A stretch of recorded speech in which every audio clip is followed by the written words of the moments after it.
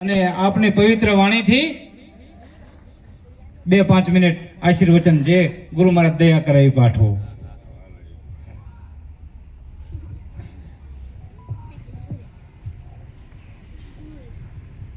બોલો સદગુરુ મહારાજની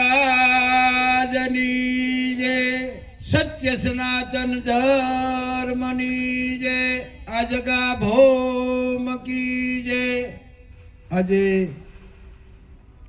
રઘાભાઈ આપણાને જે અરસ પરસ દર્શન પ્રસાદ અને સત્સંગનો જે ત્રિવેણી સંગમ અત્યારે થયો છે અને હજી રાત્રે પણ પ્રસાદી પછી સમૃદ્ધ સંતોના મુખની અમૃત જેવી વાણીનો જે લાભ મળવાનો છે એ અમૂલ્ય છે.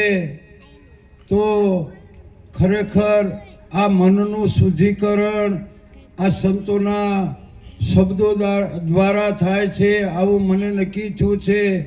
તો આજનો લાવો લીજીએ, કાલનો કોને બાળ્યો છે. આજનો ખરેખર આવો રૂડો અવસર આપણાને મળ્યો છે.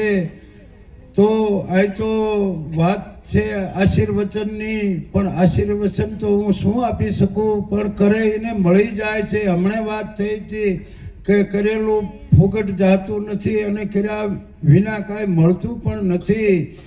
આ પરંપરા સંતોની જે ચાલી આવે છે, સદગુરુનો મહિમા સંતો નિભાવે આવે છે, એમાંથી અનેક જીવો જાગી અને આ મોક્ષપદ પામે એમ કહું તો કાંઈ ખોટું નથી.